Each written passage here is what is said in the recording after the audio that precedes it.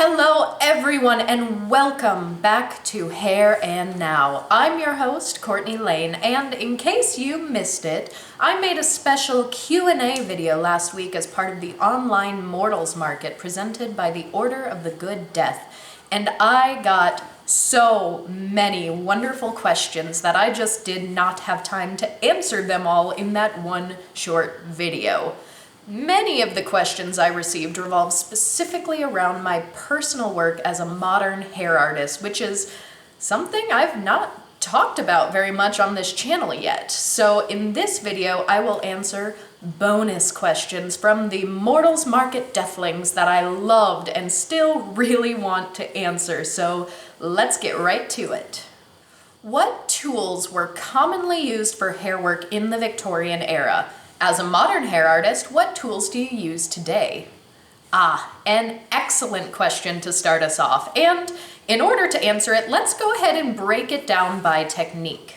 Wire work, the kind of technique used for hair wreaths. If you have only hair, wire, and thread, then you can already make some wire work hair flowers. The most common flowers use knitting needles, and some of the less common ones occasionally may use a sewing needle, and what I use today is no different from what was used then. Palette work, flat hair pictures. For the most part, I also use traditional tools. Depending on what picture you're making, these can include a glass palette, scissors, a craft knife, a candlestick, and even an antique curling iron. Then we need an adhesive, traditionally gum arabic, although I sometimes prefer a more modern adhesive like Mod Podge. And then our weirdest one is gold beater skin. Now, gold beater skin is a thin, tissuey material that is made out of the intestinal lining of an ox. Obviously, I have some and have used it in my work, especially when restoring antique pieces, but as an animal lover who has been a vegetarian for about 16 years now, I try to minimize this usage whenever possible. I've tried to substitute it with some various wax papers, which does work, but it's not a perfect one-to-one comparison because it's just not exactly the same feel. Table work, braided hair jewelry. In the Victorian era, there were hair braiding tables designed specifically for making hair jewelry, but obviously there isn't really an industry for hair work supplies anymore, but the defining characteristic of these tables is that they have a small, round surface with a hole in the middle, and they function very similarly to kumihimo tables. Kumihimo, or cord braiding, is still a popular craft today, so that is what I use at the moment. Back in the day, the hair would be affixed to weighted bobbins that were made of lead, so I don't use those for obvious reasons. I am proud to say that my bobbins are 100% lead-free. Maceration work, or sepia, hair paintings. For this technique, the hair must first be finely snipped with scissors, and if the shards are still not quite small enough, you can continue to ground them with a mortar and pestle. Then the hair is mixed with ink in order to create a paint. Traditionally, the sepia tone is made with the ink of a cuttlefish, but I personally have only used modern pigments and dyes that do not come from a cephalopod. Do you have a favorite type of hair to work with? Long.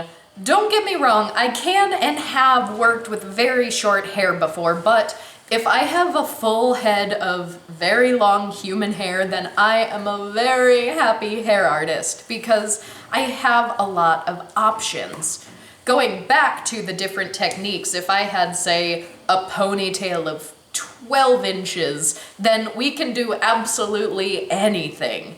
If the hair is only, say, an inch long, we can probably only do maceration work, or we may have limited options when it comes to palette work as well. So For me, the longer the hair, the better. I don't have a preference when it comes to the texture of human hair or anything like that, although since I do prefer long hair to short, horsehair is also a very long and easy option to work with.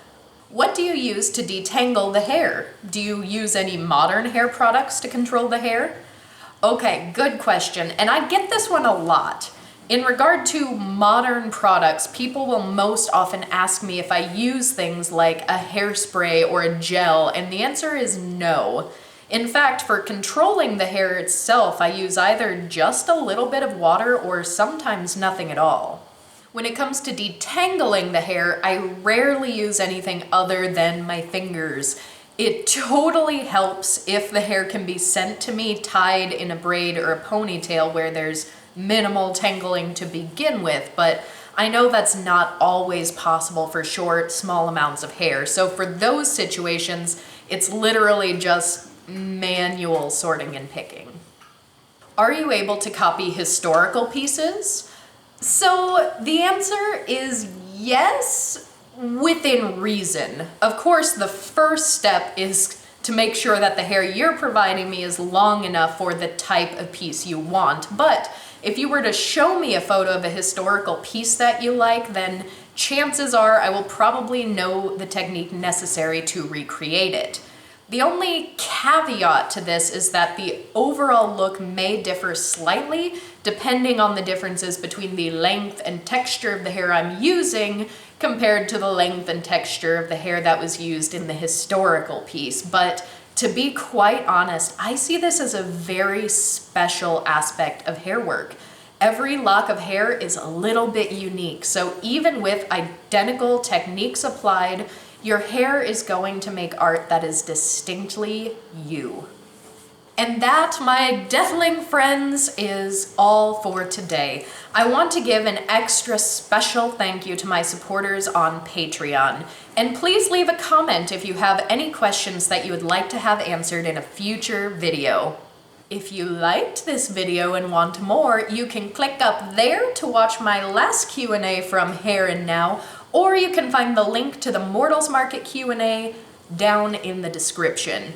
It was a pretty fun video to make with lots of great questions. I tell a story about an unexpected beard, and I explain how to prepare your death plan when your death plan involves having your hair made into mourning art while badly impersonating Caitlin Doty from Ask a Mortician. So lots of fun to be had all around. Check it out, and I will see you guys next time.